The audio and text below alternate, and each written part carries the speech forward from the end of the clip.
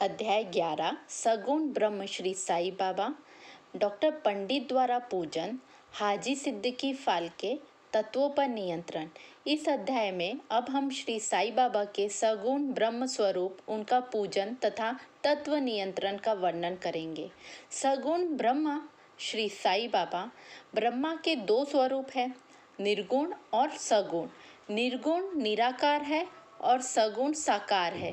यद्यपि वे एक ही ब्रह्मा के दो रूप है, फिर भी किसी को निर्गुण और किसी को सगुण उपासना में दिलचस्पी होती है। जैसा कि गीता का अध्याय 12 में वर्णन किया गया है, सगुण उपासना सरल और श्रेष्ठ है। मनुष्य स्वयं आकार, शरीर, इंद्रिय आदि में है, इसलिए उसे ईश्वर की साकार उपासना संभवतः ही सरल है। जब तक कुछ काल सगुण ब्रह्म की उपासना न की जाए, तब तक प्रेम और शक्ति में वृद्धि नहीं होती। सगुण उपासना में जैसे जैसे हमारी प्रगति होती जाती है, हम निर्गुण ब्रह्म की ओर अग्रसर होते जाते हैं। इसलिए सगुण उपासना से ही श्री गणेश करना अति उत्तम है। मूर्ति, वेदी, अग्नि, प्रकाश, सूर्य, जल और ब्रह्मा आदि सत उपासना की वस्तुएं होते हुए भी सद्गुरु ही एक सब में श्रेष्ठ है। श्री साई बाबा का स्वरूप आंखों के सम्मुख लाओ, जो वैराग्य के प्रत्यक्ष मूर्ति और अनन्य शरणागत भक्तों के आश्रयदाता है। उनके शब्दों में विश्वास लाना ही आसान है और उनके पूजन का संकल्प करना ही समस्त इच्छाओं का त्याग है। कोई श्री साई बाबा की गणना भगवत भक्त व एक महान भागवत में करते थे या करते हैं, परंतु हम लोगों के लिए तो वे ईश्वर अवतार हैं। वे अत्यंत क्षमाशील, शांत, सरल और संतुष्ट थे, जिसकी कोई उपमा नहीं दी जा सकती। यद्यपि वे शरीरधारी थे, पर यथार्थ में निर्गुण, निराकार, अनंत और नित्य मुक्त थे। गंगा नदी समुद्र की ओर जाते हुए मार्ग में ग्रीष्म से व्यस्त प्राणियों को शीतलता पहुंचाकर आनंदित करती है, फसलों और वृक्षों को जीवन दान देती है और जिस प्रकार प्राणियों की शिक्षा शांत करती है, उसी प्रकार श्री साई संत जीवन व्यतीत करते हुए भी दूसरों को सांत्वना और सुख पहुंचाते हैं। भगवान श्री कृष्ण ने कहा है, संत ही मेरी आत्मा है, वे मेरी जीवित प्रतिमा और मेरे विश्व शुद्ध रूप में है। मैं स्वयं वही हूँ। ये अवर्णीय शक्तियाँ या शरीर की शक्ति, जो कि सत्य, चित्त और आनंद है, शिरडी में साई रूप में अवतीर्ण हुई थी। श्रुति में ब्रह्मा को आनंद कहा गया है। अभी तक ये विषय केवल पुस्तकों में पढ़ते और सुनते थे, परंतु भक्तगण ने शिरडी में इस प्रकार का प्रत्यक्ष आनंद पा लिया है। बाबा सबके आश्रयदाता थे, उन्हें किसी की सहायता की आवश्यकता न थी। उनके बैठने के लिए भक्तगण एक मुलायम आसन और एक बड़ा तकिया लगा देते थे। बाबा भक्तों के भाव का आदर करते और उनकी इच्छा अनुसार पूजन आदि करने देते। किसी प्रकार की आपत्ति न करते थे। कोई इत्र और चंदन लगाते, कोई सुपारी, पान और अन्य वस्तु भेंट करते और कोई नैवेद्य ही अर्पित करते थे। यद्यपि ऐसा जान पड़ता था कि उनका निवास स्थान शिरडी में है, परंतु वे तो सर्वव्यापक थे। इसको भक्तों ने नित्य प्रति अनुभव किया। ऐसे सर्वव्यापक गुरु के चरणों में मेरा बारंबार नमस्कार है। डॉक्टर पंडित की भक्ति। एक बार श्री ताता न्यूलकर ने मित्र डॉक्टर पंडित बाबा के दर्शनार्थ शिरडी पधारे। बाबा को प्रणाम कर वे मस्जिद में कुछ देर तक बैठे। बाबा ने उन्हें श्री दादा भट्ट केलकर के पास भेजा, जहां पर उनका अच्छा स्वागत हुआ। फिर दादा भट्ट और पंडित एक साथ पूजन के लिए मस्जिद पहुंचे। दादा भट्ट ने बाबा का पूजन किया। बाबा का पूजन तो प्रायः सभी किया करते थे, परंतु अभी तक उनके शुभ मस्तक पर चंदन लगाने का किसी को भी साहस नहीं था। केवल एक महासापति थे जो उनके गले में चंदन लगाया करते थे। डॉक्टर पंडित ने पूजन की थाली में से चंदन लेकर बाबा के मस्तक पर त्रिपुंडाकार लगाया। लोगों ने महान आश्चर्य से देखा कि बाबा ने एक शब्द भी नहीं कहा। संध्या समय दादा भट्ट ने बाबा से पूछा, क्या कारण है कि आप दूसरों को तो मस्तक पर चंदन नहीं लगाने देते, परंतु डॉक्टर पंडित को आपने कुछ नहीं कहा? बाबा ने कहा, डॉक्टर पंडित ने मुझे अपने गुरु श्री रघुनाथ महाराज गोपेशकर, जो कि काका पुराणिक के नाम से प्रसिद्ध है, के समान समझा और अपने गुरु को वे जिस प्रकार चंदन लगाते थे उसी भावना से उन्होंने मुझे चंदन लगाया। तब मैं कैसे रोक सकता था? पूछने पर डॉक्टर पंडित ने दादा भट्ट से कहा कि मैंने बाबा को अपने गुरु काका पुराणिक के समान जानकर ही उन्हें त्रिपुंडाकार चंदन लगाया है, जिस प्रकार मैं अपने गुरु को सदैव लगाया करता था।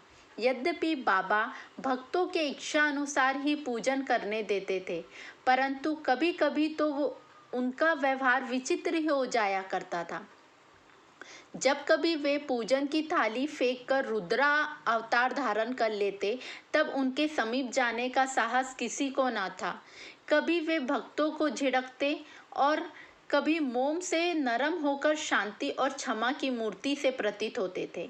कभी कभी वे क्रोधावस्था में कंपायन हो जाते और उनके लाल नेत्र चारों ओर घूमने लगते थे। तथापि उनके अंतकरण में प्रेम और मार्त स्नेह का स्रोत बह ही करा करता था। भक्तों को बुलाकर वे कहा करते थे कि उन्हें तो कुछ ज्ञात ही नहीं है कि वे कब उन पर क्रोधित हुए। यदि यह संभव हो कि समुद्र नदियों को लौटा दे, तो वे भक्त के कल्याण भी उपेक्षा कर सकते हैं। वे तो भक्तों के समीप ही रहते हैं और जब भक्त उन्हें पुकारते हैं तो वे तुरंत ही उपस्थित हो जाते हैं। वे तो सदा भक्तों के प्रेम के भूखे हैं। हाजी सिद्दीकी फाल्के। यह कोई नहीं कह सकता कि कब श्री साईं बाबा अपने भक्त को अपना कृपा पात्र बना लेंगे। यह उनकी इच्छा पर निर्भर था। हाजी सिद्दीकी फाल्के की कथा इसका उदाहरण है। कल्याण निवासी एक यवन, जिनका नाम सिद्दीकी फाल्के था, मक्का शरीफ की हज करने के बाद शिरडी आए। वे चावड़ी में उत्तर की ओर रहने लगे। वे मस्जिद के सामने खुले आंगन में बैठा करते थे। बाबा ने उन्हें 9 माह तक मस्जिद में प्रविष्ट होने की आज्ञा न दी और न ही मस्जिद की सीढ़ी चढ़ने दी। फाल्के बहुत निराश हुए और कुछ निर्णय न कर सके कि कौन सा उपाय काम में लाए। लोगों ने उन्हें सलाह दी कि आशा न त्यागे। श्यामा श्री साईं बाबा के अतरंग भक्त है। तुम उनके ही द्वारा बाबा के पास पहुंचने का प्रयत्न करो। जिस प्रकार भगवान शंकर के पास पहुंचने के लिए नंदी के पास जाना आवश्यक होता है, उसी प्रकार बाबा के पास भी श्यामा के द्वारा ही पहुंचना चाहिए। फाल्के को यह विचार उचित प्रतीत हुआ और उन्होंने श्यामा से सहायता की प्रार्थना की। श्यामा ने भी आश्वासन दे दिया और अवसर पाकर वे बाबा से इस प्रकार बोले कि बाबा, आप उस बूढ़े हाजी को मस्जिद में किस कारण नहीं आने देते? अनेक भक्त स्वेच्छापूर्वक आपके दर्शन को आया जाया करते हैं। कम से कम एक बार तो उसे आशीष दे दो।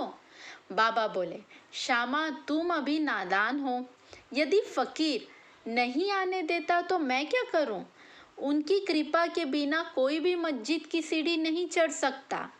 अच्छा, तुम उसे पूछ आओ कि क्या वह 12वीं कुएं की निचली पटडंगी पर आने को सहमत है। श्यामा स्वीकारात्मक उत्तर लेकर पहुंचे। फिर बाबा ने पुनः श्यामा से कहा कि उसे फिर पूछो कि क्या वह मुझे 4 किश्तियों में 40,000 रुपए देने को तैयार है। फिर श्यामा उत्तर लेकर लौटे कि आप कहे तो मैं 40 लाख रुपए देने को तैयार हूँ। मैं मस्जिद में एक बकरा हलाल करने वाला हूँ। उससे पूछो कि क्या रुचिकर होगा, बकरे का मांस, नाद या अंडकोश। श्यामा ने यह उत्तर लेकर लौटे कि यदि बाबा के भोजन पात्र में से एक ग्रास भी मिल जाए तो हाजी अपने सौभाग्यशाली समझेगा। यह उत्तर पाकर बाबा उत्तेजित हो गए और उन्होंने अपने हाथ से मिट्टी का बर्तन उठा फेंक दिया और अपनी कफनी उठाए हुए सीधे हाजी के पास पहुंचे। वे उनसे कहने लगे कि व्यर्थ ही नमाज क्यों पढ़ते हो, अपनी श्रेष्ठता का प्रदर्शन क्यों करते हो, यह वृद्ध हाजियों के समान वेशभूषा तुमने क्यों धारण की है, क्या तुम कुरान शरीफ का इसी प्रकार पठन करते हो, तुम्हें क्या मक्का हज का अभिमान हो गया है, परंतु तुम मुझसे अनभिज्ञ हो। इस प्रकार डांट सुनकर हाजी घबरा गया। बाबा मस्जिद को लौट आए और कुछ आमों की टोकरियां खरीदकर हाजी के पास भेज दी। वे स्वयं भी हाजी के पास गए और अपने पास से 55 रुपए निकालकर हाजी को दिए। इसके बाद ही बाबा हाजी से प्रेम करने लगे तथा अपने साथ भोजन करने को बुलाने लगे। अब हाजी भी अपनी इच्छा अनुसार मस्जिद में आने जाने लगे। कभी कभी बाबा उन्हें कुछ रुपए भी भेंट में दे दिया करते थे। इस प्रकार हाजी बाबा के दरबार में सम्मिलित हो गए। बाबा का तत्वों पर नियंत्रण। बाबा के तत्व नियंत्रण की 2 घटनाओं में के उल्लेखन के साथ ही यह अध्याय समाप्त हो जाएगा।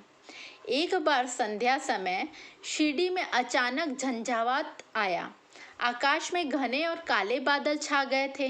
पवन झंकोर रहा था, बादल गरज रहे थे और बिजली चमक रही थी। मूसलाधार वर्षा प्रारंभ हो गई। जहां देखो वहां जल ही जल दृष्टिगोचर होने लगा। सब पशु पक्षी और शिरडी वासी अधिक भयभीत होकर मस्जिद में एकत्रित हुए। शिरडी में देवियां तो अनेकों हैं, परंतु उस दिन सहायतार्थ कोई ना आई। इसलिए सभी ने अपने भगवान साईं से, जो भक्ति के भूखे थे, संकट निवारण करने की प्रार्थना की। बाबा को भी दया आ गई और वे बाहर निकल आए। मस्जिद के समीप खड़े होकर उन्होंने बादलों की ओर दृष्टि कर गरजते हुए शब्दों में कहा कि बस शांत हो जाओ। कुछ समय बाद ही वर्षा का जोर कम हो गया और पवन मंद पड़ गई और तथा आधी शांत हो गई। आकाश में चंद्रदेव उदित हुए। तब सब लोग अति प्रसन्न होकर अपने अपने घर लौट आए। दूसरा, एक अन्य अवसर पर मध्याह्न के समय धूनी की अग्नि इतनी प्रचंड होकर जलने लगी कि उसकी लपटें ऊपर छत तक पहुंचने लगी। मस्जिद में बैठे हुए लोगों को समझ ही ना आता था कि जल डालकर अग्नि शांत कर दे अथवा कोई अन्य उपाय काम में लावे। बाबा से पूछने का साहस भी कोई नहीं कर पा रहा था, परंतु बाबा शीघ्र परिस्थिति को जान गए। उन्होंने अपना सटका उठाकर सामने के खंबे पर बलपूर्वक प्रहार किया और बोले, नीचे उतरो और शांत हो जाओ। सटके के प्रत्येक ठोकर पर लपटें कम होने लगी और कुछ मिनटों में ही धूनी शांत और यथापूर्वक हो गई। श्री साई ईश्वर के अवतार है। जो उनके सामने नत होकर उनके शरणागत होगा, उस पर वे अवश्य कृपा करेंगे। जो भक्त इस अध्याय की कथाएं प्रतिदिन श्रद्धा और भक्ति पूर्वक पठन करेगा, उसके दुखों से शीघ्र ही छुटकारा हो जाएगा। केवल इतना ही नहीं, वरन उसे सदैव श्री साई चरणों का स्मरण बना रहेगा और उसे अल्पकाल में ही ईश्वर दर्शन की प्राप्ति होकर उसकी समस्त इच्छाएं पूर्ण हो जाएगी और इस प्रकार वह निष्काम बन जाएगा। श्री सद्गुरु साईनाथा अर्पणमस्तु। शुभम भवतु।